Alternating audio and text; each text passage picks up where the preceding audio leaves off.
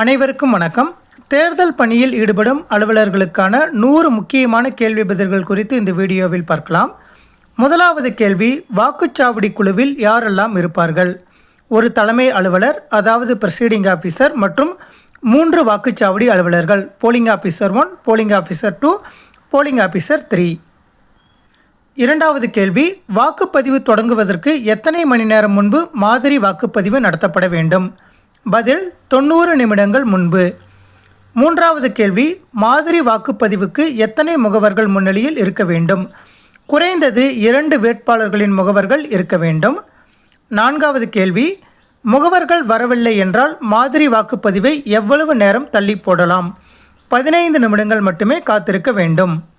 ஐந்தாவது கேள்வி, வாக்குச்சாவடிக்குள் mobile phone கொண்டு செல்ல யாருக்கு அனுமதி உண்டு? மைக்ரோ அப்சர்வர் மற்றும் ஜோனல் ஆஃபீஸர் போன்ற கண்காணிப்பு அலுவலர்களுக்கு மட்டும் அனுமதி உண்டு. ஆறாவது கேள்வி, வாக்காளர் பட்டியலின் நகல் யாரிடம் இருக்கும்? பதில் முதல் வாக்குச்சாவடி அலுவலரிடம் இருக்கும். ஏழாவது கேள்வி, வாக்காளர் அடையாள அட்டையை தவிர்த்து வேறு எத்தனை ஆவணங்களை அடையாளமாக ஏற்கலாம்? பதில் தேர்தல் ஆணையம் அறிவித்துள்ள 12 மாற்று ஆவணங்கள். எட்டாவது கேள்வி, பெண்களுக்கு என தனி வரிசை இருக்க வேண்டுமா? பதில் ஆம். பொதுவாக ஒரு ஆண் வாக்காளருக்கு 2 பெண் வாக்காளர்கள் என்ற விகிதத்தில் அனுமதிக்கலாம்.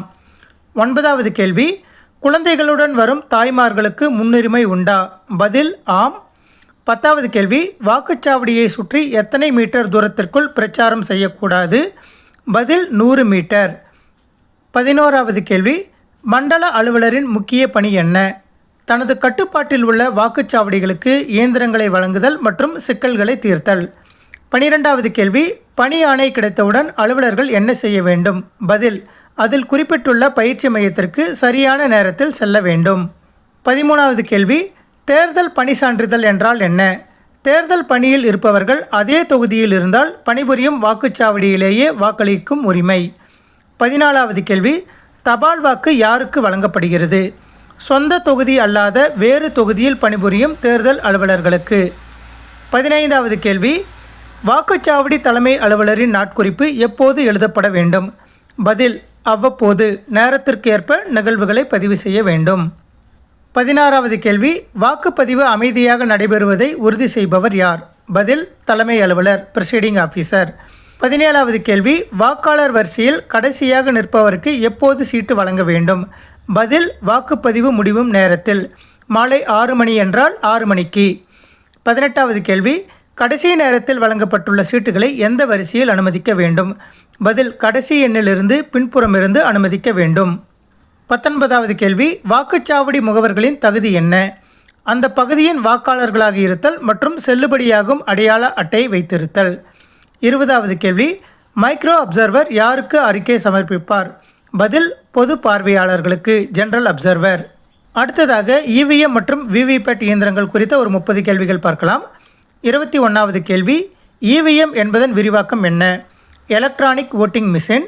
அடுத்து விவிபேட் என்பதன் விரிவாக்கம் என்ன? Voter verifiable paper audit trail. அடுத்த கேள்வி, சியு என்பதன் விரிவாக்கம் என்ன? Control unit.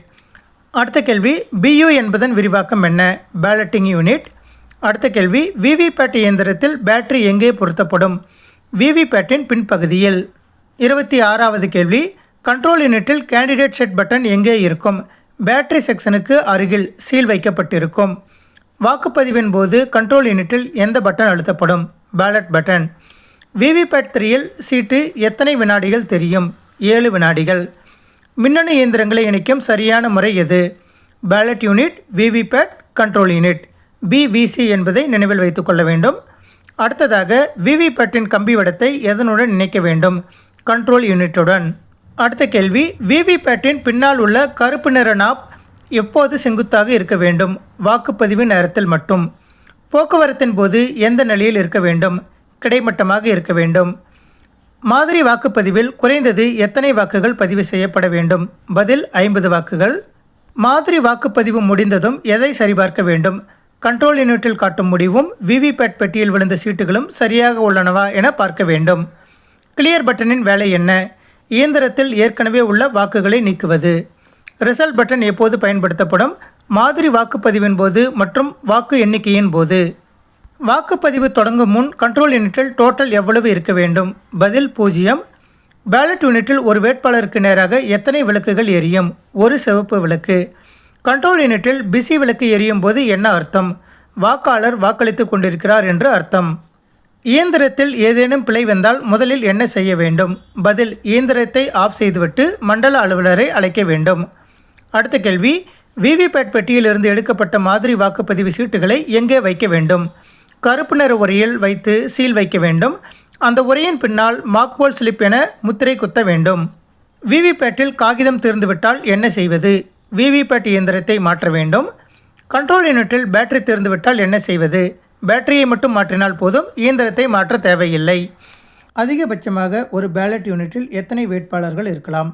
16 வேட்பாளர்கள், நோட்டா உட்பட. நோட்டா என்பதன் பொருள் என்ன? None of the above. இயந்திரங்களை சீல் வைக்க பயன்படும் நூலின் பெயர் என்ன? பிங்க் பேப்பர் சீல் மற்றும் green paper seal. Special tag எங்கே பயன்படுத்தப்படும்? கண்ட்ரோல் யூனிட்டின் ரிசல்ட் செக்ஷனில். கிரீன் பேப்பர் சீலின் தனித்துவம் என்ன? அதில் ஒரு தனித்துவமான வரிசை எண் சீரியல் நம்பர் இருக்கும். வாக்குப்பதிவு முடிந்ததும் முதலில் எதை செய்ய வேண்டும்? க்ளோஸ் பட்டனை அழுத்த வேண்டும். இயந்திரங்களை எதனுள் வைத்து எடுத்துச் செல்ல வேண்டும்? அதற்கென வழங்கப்பட்ட கேரி கேஸ்களில் வைத்து செல்ல வேண்டும். அடுத்து படிவங்கள் மற்றும் ஆவணங்கள் குறித்த 20 கேள்விகள். வாக்காளர் பதிவேடு எந்த படிவத்தில் பராமரிக்கப்படும்? படிவம் 17 17A ரிஜிஸ்டர். வாக்குப்பதிவு கணக்கு விவரம் எந்த படிவத்தில் இருக்கும்? 17C accounts of oats recorded. படிவம் 70Cயின் நகலை யாருக்கு வழங்க வேண்டும்? அங்குள்ள அனைத்து முகவர்களுக்கும் வழங்கி அவர்களிடம் கையொப்பம் பெற வேண்டும். அடுத்த கேள்வி, மாதிரி வாக்குப்பதிவு சான்றிதழ் யார் தயார் செய்ய வேண்டும்? தலைமை அலுவலர், பிரிசைடிங் ஆஃபீஸர். தண்டனை வாக்கு சேலஞ்சு ஓட் கட்டணம் எவ்வளவு? ரூபாய் 2. சவால் செய்யப்பட்ட வாக்கு தோல்வியடைந்தால் கட்டணம் என்ன ஆகும்? அரசு கணக்கில் சேர்க்கப்படும், திருப்பி தரப்பட மாட்டாது. வாக்காளர் சீட்டு யாரால் வழங்கப்படுகிறது? இரண்டாவது வாக்குச்சாவடி அலுவலரால், போலிங் ஆஃபீஸர் 2. வாக்காளர் பட்டியலில் பெயர் விடுதலானால் ஆப்ஷன் ஷிஃப்ட் டெத் எந்த படிவம் பயன்படுத்தப்படும்? அனெக்சர் 16 உறுதிமொழி படிவம். பார்வையற்ற வாக்காளருக்கான படிவம் எது? படிவம் 14A. வெளிநாடு வாழ் இந்தியர்கள் வாக்களிக்க என்ன ஆவணம் தேவை? அசல் passport, original passport. Statutory covers சட்டப்பூர்வ உரைகள் என்றால் என்ன? தேர்தல் ஆணையத்திற்கு அனுப்பப்பட வேண்டிய மிக முக்கியமான சீல் வைக்கப்பட்ட உரைகள். நான் ஸ்டாச்சுட்டரி கவர்ஸ் சட்டப்பூர்வமற்ற உரைகள் எவை? மற்ற சாதாரண ஆவணங்கள் அடங்கிய மஞ்சள் நிற உரைகள். மூன்றாவது பாக்கெட் எதை உள்ளடக்கியுள்ளது? கையேடுகள், அழியாதமை, ஸ்டாம்ப் பேட் போன்ற பொருட்கள். அழியாதமை எங்கே வைக்கப்பட வேண்டும்? P2Oவிடம் இருக்க வேண்டும். அழியாதமை எந்த விரலில் வைக்கப்பட வேண்டும்? இடதுகை ஆட்காட்டி விரலில். துணையாளர் கம்பெனியன் வயது வரம்பு என்ன? 18 வயது பூர்த்தியடைந்திருக்க வேண்டும். ஒருவர் எத்தனை பேருக்கு துணையாளராக இருக்க முடியும்? ஒரு முறை மட்டுமே. வாக்குப்பதிவு தொடங்கும் நேரம் என்ன? காலை 7 மணி. வாக்குப்பதிவு முடியும் நேரம் என்ன? மாலை 6 மணி. வாக்குப்பதிவு முடிந்ததும் தலைமை அலுவலர் தயார் செய்யும் அறிக்கை எது? பிரிசைடிங் ஆஃபீஸர் டைரி மற்றும் 17C accounts of oats recorded. அடுத்ததாக சிறப்பு குறிப்புகள் மற்றும் அதன் நடைமுறை சார்ந்த 30 கேள்விகள் குறித்து பார்க்கலாம். டெண்டர்ட் வாக்கு என்றால் என்ன? ஒருவரின் வாக்கு ஏற்கனவே போடப்பட்டிருந்தால் அவர் அசல் வாக்காளர் என உறுதி செய்து வாக்குச்சீட்டு மூலம் வாக்களிப்பது. டெண்டர் வாக்குகள் எந்திரத்தில் பதியப்படுமா? பதில் இல்லை, அவை தனி உரையில் வைக்கப்படும்.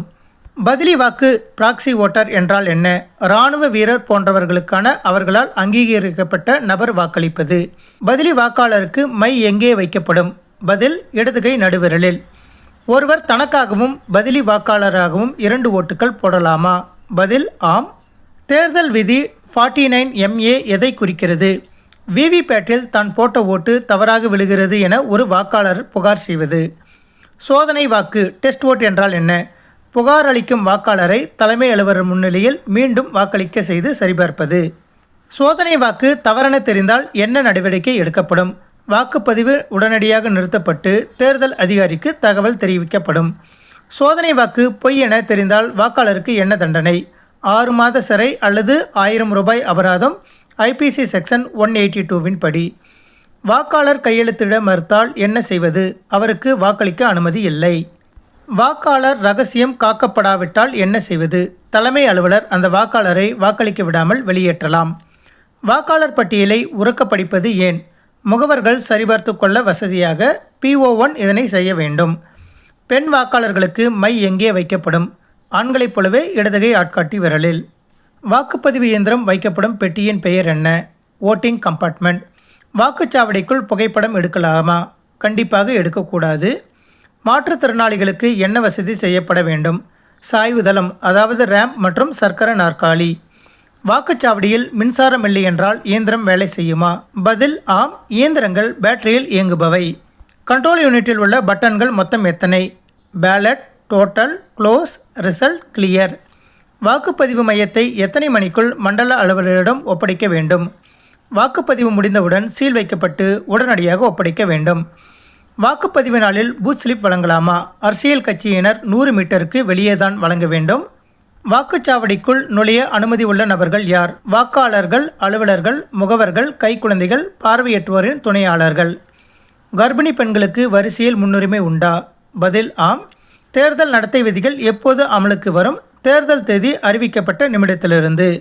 வேட்பாளரின் பெயர் மற்றும் சின்னம் எங்கே ஒட்டப்பட்டிருக்கும்? பேலட் யூனிட்டில். எலக்ட்ரானிக் ஓட்டிங் இயந்திரங்கள் லாக் செய்யப்படுவது எப்போது? வாக்குப்பதிவு முடிந்தவுடன் க்ளோஸ் அழுத்தப்பட்டு பின்னர் கேரி கேஸில் வைத்து சீல் வைக்கப்படும் போது. அனைத்து படிவங்களிலும் கையெழுத்திட வேண்டியவர் யார்? தலைமை அலுவலர்.